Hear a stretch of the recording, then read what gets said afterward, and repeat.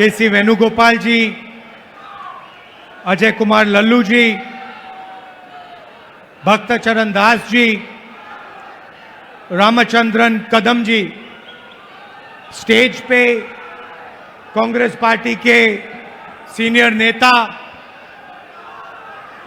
और हमारे कांग्रेस पार्टी के उड़ीसा के प्यारे कार्यकर्ता भाइयों और बहनों, प्रेस के हमारे मित्रों, आप सबका यहां बहुत बहुत स्वागत। आप दूर दूर से गर्मी में हमारी बात सुनने आए, इसके लिए आपको मैं दिल से धन्यवाद करना चाहता हूं।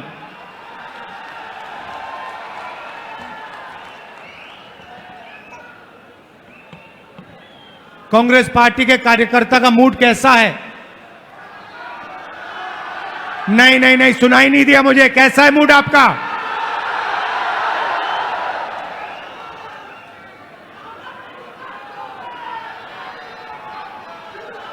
आप लोग जो हमारे जमीनी कार्यकर्ता हैं, जिनके खून में, डीएनए में कांग्रेस पार्टी है, जो हमारे बब्बर शेर हैं,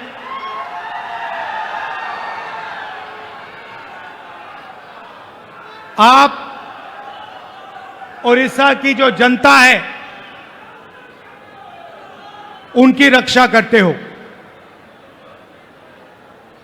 उड़ीसा की सरकार का सिर्फ एक काम है, उड़ीसा का जो धन है उसको उड़ीसा की गरीब जनता से चोरी करने का काम है। आपकी सरकार सिर्फ यही करती है।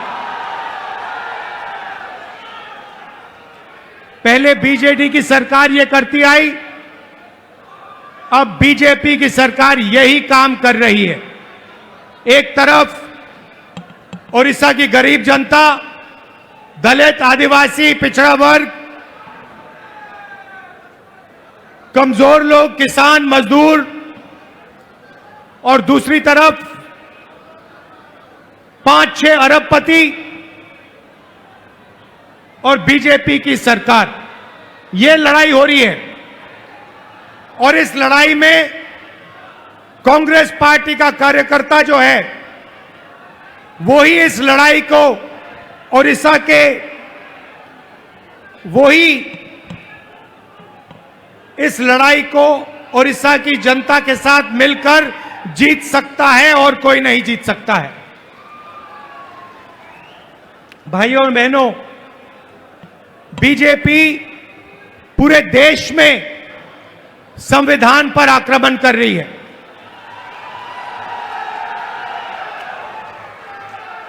जहां भी हम देखते हैं संविधान पर बीजेपी के लोग आक्रमण कर रहे हैं। कल मैं बिहार में था और बिहार में जैसे महाराष्ट्र में चुनाव चोरी किया गया, वैसे ही बिहार में चुनाव चोरी करने की कोशिश की जा रही है। वैसे ही बिहार में चुनाव चोरी करने की कोशिश की जा रही है। और चुनाव चोरी करने के लिए इलेक्शन कमीशन ने नई साजिश शुरू की है। इलेक्शन कमीशन बीजेपी का अंग का काम कर रहा है, अपना काम नहीं कर रहा है। महाराष्ट्र में लोकसभा और विधानसभा के बीच में 1 करोड़ नए वोटर आ गए। आज तक किसी को नहीं मालूम ये वोटर कौन थे और कहां से आए।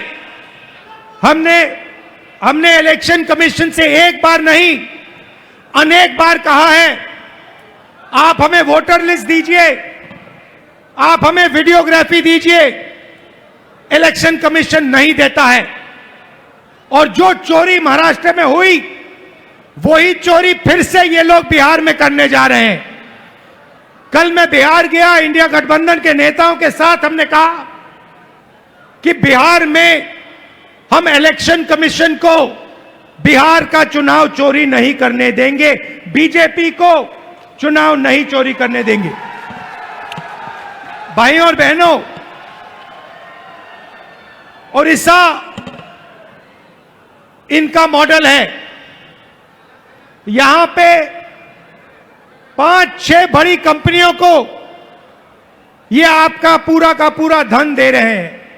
अभी मैं डेलीगेशन से मिला, किसान के डेलीगेशन से मिला, महिलाओं से मिला और उनकी आवाज सुनी, उनका दुख सुना, उनका दर्द सुना। भाइयों और बहनों, जल, जंगल और जमीन आदिवासियों की है। मैं फिर से दोहराना चाहता हूं, जल, जंगल और जमीन आदिवासियों की है और आदिवासियों की रहेगी।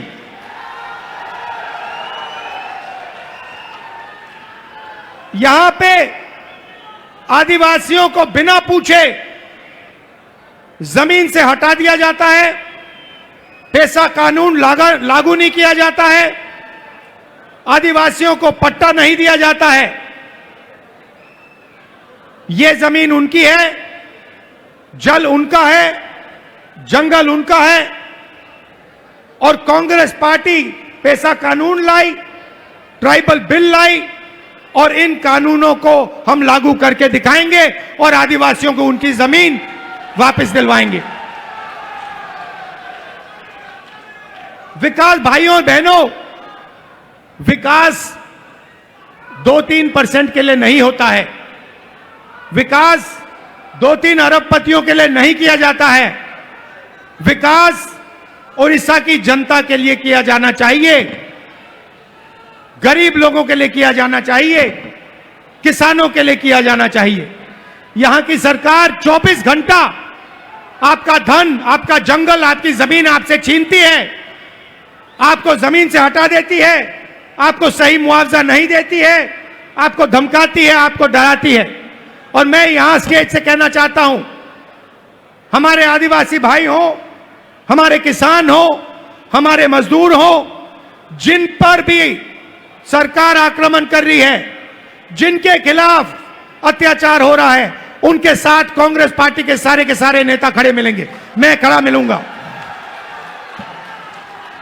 और मैं आपसे कह रहा हूं कि जो आपका पट्टा है वो आपको कांग्रेस पार्टी दिलाएगी। अंत में कांग्रेस पार्टी ये काम करेगी। नरेंद्र मोदी जी एक नई योजना लाए थे। पूरे देश में उन्होंने फसल बीमा योजना, एक नई योजना लागू की थी। उन्होंने कहा था कि जब किसानों को मुश्किल होगी, तूफान, ओले से उनका नुकसान होगा, तो ये नई योजना उनकी मदद करेगी। और उन्होंने क्या किया? उन्होंने आपसे पैसा लिया, गरीब जनता से, गरीब किसानों से पैसा लिया प्रधानमंत्री बीमा योजना के लिए, सरकारों से पैसा लिया, सेंट्रल गवर्नमेंट से पैसा लिया और वो पैसा उन्होंने उन्हीं 3-4 बड़ी कंपनियों को दिलवाया। आज सच्चाई यह है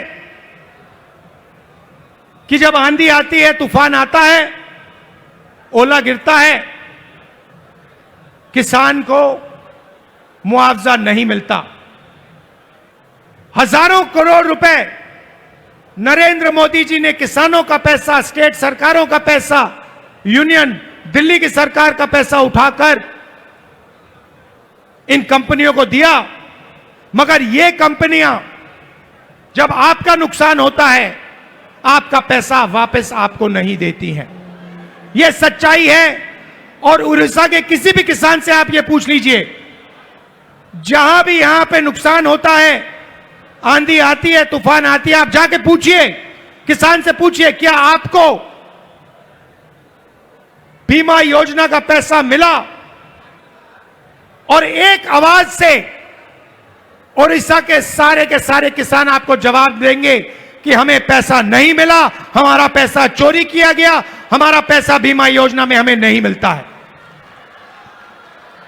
मैंने शुरुआत में कहा कि एक कॉन्स्टिट्यूशन के खिलाफ, संविधान के खिलाफ आक्रमण है। संविधान गरीबों की रक्षा करता है, संविधान किसानों की रक्षा करता है, मजदूरों की रक्षा करता है।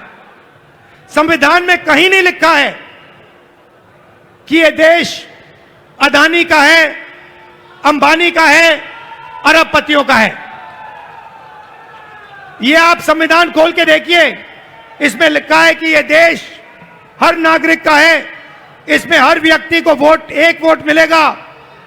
जमीन इस देश की है, गरीब जनता की है, किसानों की है, किसी एक अरबपति की नहीं है। मगर जहां भी हम देखते हैं, चाहे वो उड़ीसा हो, छत्तीसगढ़ हो, जहां भी हम देखते हैं, एक नाम दिखाई देता है, अदानी, अदानी, अदानी, अदानी।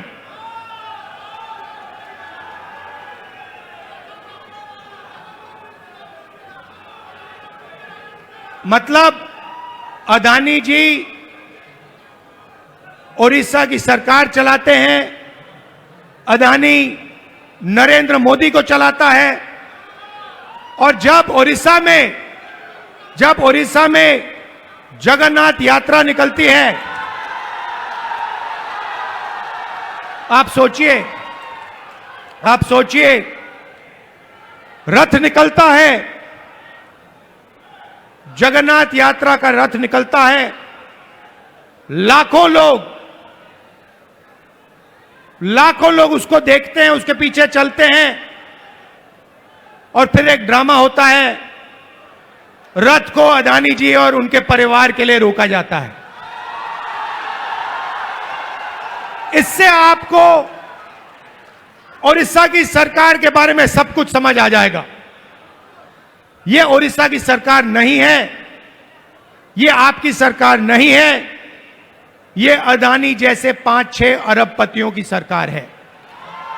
और इसका लक्ष्य आपकी जमीन, आपका जंगल, आपके भविष्य को चोरी करने का है।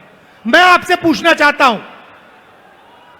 आपकी सरकार ने ओडिशा के युवाओं के लिए कितना रोजगार पैदा किया है? ये जो बड़ी बड़ी इंडस्ट्रीज आती हैं, बड़ी बड़ी जो कंपनियां आती हैं, आपकी जमीन ले जाती हैं, आपका धन ले जाती हैं, आपकी जो नेचुरल वेल्थ ले जाती हैं। मैं आपसे पूछना चाहता हूं, ये आपके कितने लोगों को रोजगार देती है? आप मुझे बताओ।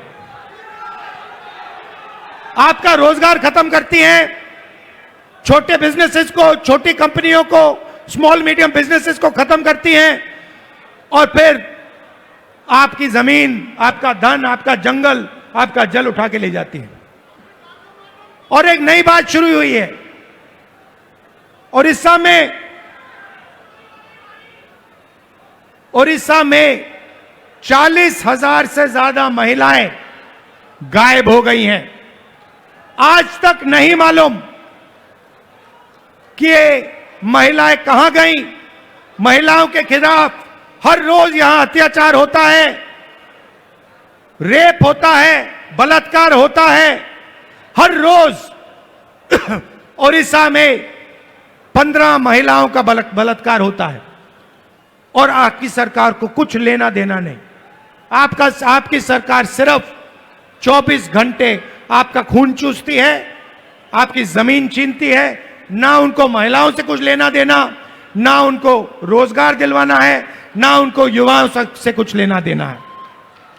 इसीलिए हम यहां आए हैं, और मैं आपको मैसेज देना चाहता हूं कि चाहे मैं हूं, या कांग्रेस प्रेसिडेंट हो, या कांग्रेस पार्टी के कोई भी नेता हो, हम यहां आपके साथ खड़े हैं। जब भी आपको मुझे बुलाना हो, जहां भी आपको मुझे ले जाना हो, मैं इस सरकार के खिलाफ लड़ना चाहता हूं, और इस सरकार को यहां से हटाना चाहता हूं।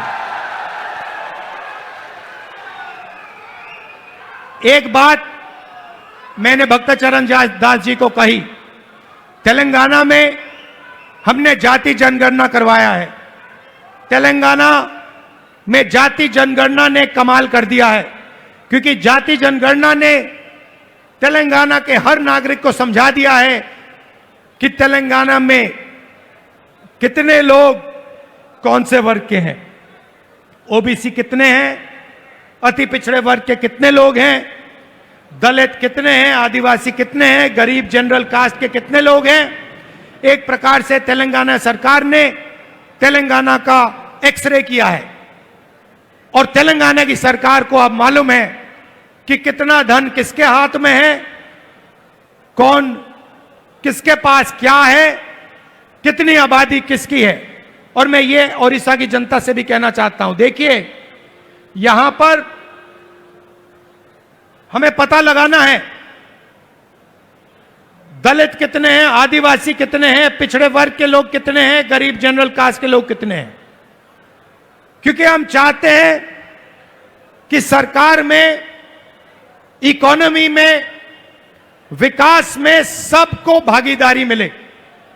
आज ओडिशा के पिछड़े लोगों को, दलितों को, आदिवासियों को ना सरकार में जगह मिलती है, ना कॉर्पोरेट में जगह मिलती है, ना ब्यूरोक्रेसी में जगह मिलती है। ये जो 5-6 कंपनियां आप पर राज कर रही है, मैं आपसे पूछना चाहता हूं, इनके मालिकों में कितने पिछड़े वर्ग के लोग हैं, इनकी मैनेजमेंट में कितने पिछड़े लोग के वर्ग हैं, कितने दलित हैं, कितने आदिवासी हैं, कितने गरीब जनरल कास्ट के लोग हैं। आपको एक नहीं मिलेगा।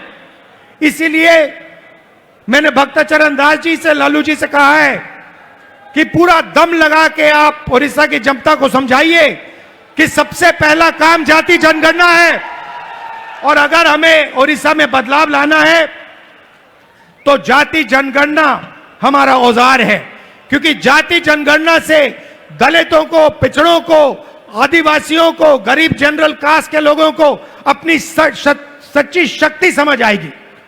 और जिस दिन इनको अपनी सच्ची शक्ति समझ आ गई, उस दिन यह सरकार को गिरा के फेंक देंगे। भाइयों और बहनों, आखिरी बात मैं कहना चाहता हूं, बीजेपी की सरकार ने ड्राइवर्स एसोसिएशन और यूनियन से पर पूरा दबाव डाला कि वो इस मीटिंग का समर्थन नहीं किए। उन्होंने पूरा दबाव डाला, धमकाया और डराया ड्राइवर यूनियन को, एसोसिएशन को, कि यहां पे इस मीटिंग में कांग्रेस पार्टी का समर्थन न कीजिए और इस मीटिंग को डिसरप्ट करने में मदद कीजिए। और मैं यूनियन को और एसोसिएशन को धन्यवाद करना चाहता हूं कि आपने इस मीटिंग का समर्थन किया। और मैं इस स्टेज से कहना चाहता हूं कि सरकार को ड्राइवर एसोसिएशन और यूनियन की आवाज सुननी चाहिए और जो उनकी जेन्युइन डिमांड है उन्हें पूरा करना चाहिए। एक बार फिर मैं आप सबका दिल से धन्यवाद करना चाहता हूं। आप यहां आए, इतनी गर्मी में आए और आपने इतनी प्यार से मेरी बात सुनी। कांग्रेस पार्टी के कार्यकर्ता से कहना चाहता हूं, देखो आप लोग बब्बर शेर हो, आपको किसी से नहीं डरना है। आप टाइगर हो, आपको किसी से नहीं डरना है। आप आगे बढ़ो, आपके खून में कांग्रेस पार्टी की विचारधारा है, गांधी जी की विचारधारा है, संविधान की विचारधारा है। जाओ, लड़ो और इस सरकार को बदलो। धन्यवाद, नमस्कार, जय हिंद। धन्यवाद। अब मैं आमंत्रित करूंगा भारतीय राष्ट्रीय कांग्रेस के माननीय अध्यक्ष, देश में संसद में राज्यसभा